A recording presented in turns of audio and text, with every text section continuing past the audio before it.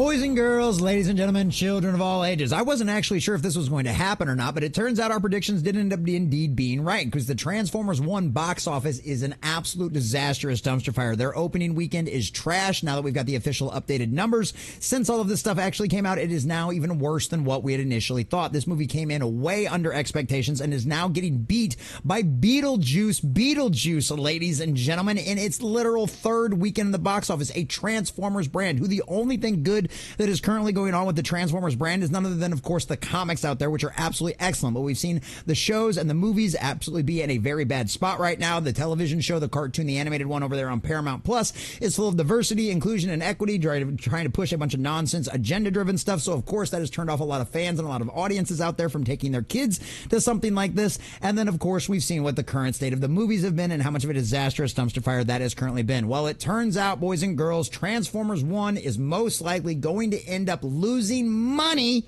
and guess what? It's exactly what they deserve. They would be a smart move right now, would be able to copulate and copy what's going on in the comics right now, but they're not going to do that because they're going to keep trying to push with, we're trying to rewrite the lore, trying to rewrite the history of Transformers, and guess what? It's going to fail with hardcore fans and the general audiences as well, because we've seen the current state of Transformers and where people see the quality of that franchise. So we're going to check this article from cosmicbook.news and get all the juicy details of how much of a disastrous dumpster fire this box office is already.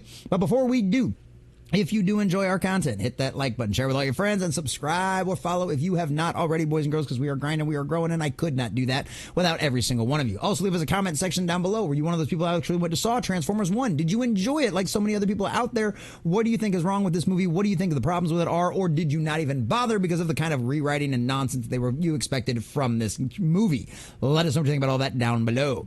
Transformers 1 box office less than meets the eye. Another Chris Hemsworth flop? Dun dun dun. Wouldn't be the first time we'd see something like this go down. Transformers 1's box office is currently underperforming the estimates, which could mean another flop for Chris Hemsworth. As I said just a few days ago, the flick was hoping to open to $30 million. Earlier estimates and trades were saying Transformers 1 could open to the low $30 million to as high as $50 million. Well, Transformers 1 looks to open to half of that latter number with a $26.3 million opening. Oh, but those were just the estimates. Guess what? It's gotten worse. Update, actuals are even less, reported at only $24.6 million, which drops Transformers 1 to number 2 for the weekend, behind Beetlejuice 2 in its third weekend at $26 million. Yes, its opening weekend, they could not beat a movie who has been in theaters already for 3 weeks at this point. This is a disastrous dumpster fire. It's also underperforming compared to 2 animated movies that trades were comparing to: Transformers 1, Teenage Mutant Ninja Turtles, Mutant Mayhem, which that movie actually lost money as well, opening to a $28 million 3-day opening, and Trolls Band Together, which a $30 million opening weekend, which I don't remember exactly how Trolls ended up panning out. Deadline is blaming the lower than estimated opening on Transformers 1 being geared toward the hardcore fans.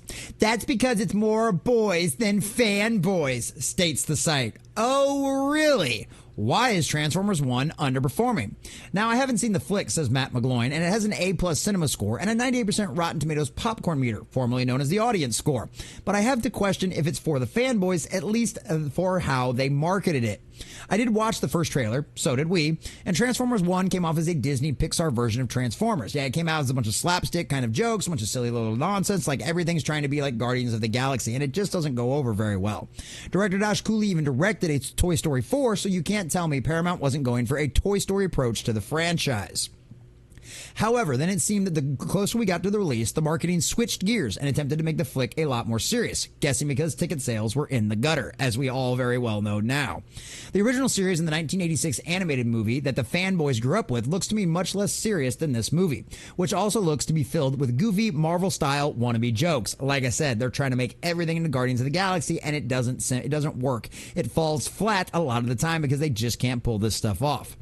I also have questions if there's a younger audience that even likes Transformers. I grew up with them as a kid, and I can tell you for a fact that my 10-year-old self back then would have hated Transformers 1. We also grew up with G.I. Joe, Voltron, and Thundercats.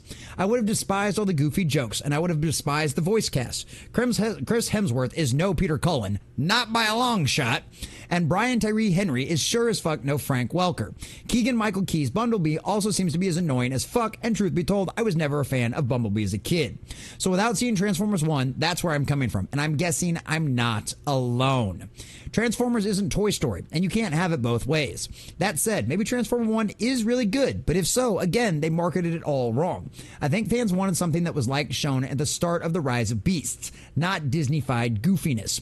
Transformers 1 should be a war movie. I have no idea if it is. Regarding flopping for Hemsworth, it could be a dude going to be with his goofy-ass roles, Thor Love and Thunder, Furiosa, and Transformers. So yes, boys and girls, it's official. Transformers 1 has flopped, and honestly, I think this is going to be a good thing. I think this is a good sign, because if this is the kind of stuff that keeps underperforming out there, maybe they will look into the one successful section of the Transformers franchise that they have right now, and that is the comic books. You want good Transformers, go read the new Transformers comic books that are being published out there that are involved, the G.I. Joe universe, the Energon universe, all of that kind of stuff. Go check it out. It is excellent. It is good.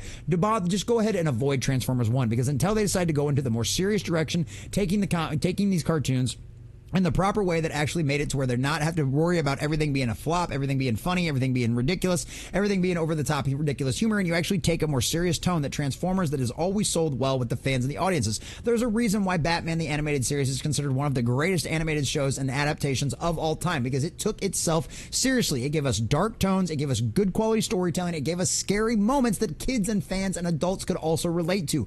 This is what Transformers doesn't understand right now in their current iteration, and this is why the movie has flopped. You want to make something ridiculous, you want to make something silly, you're not even going to be able to hit it home with your hardcore fans out there, and if you can't make your hardcore fans happy, how do you expect to do anything for a general audiences? You don't, you can't, and now you flapped harder than anything out there that we've seen in quite a long time, and guess what? You're getting exactly what you deserve. After all, you did it to yourselves.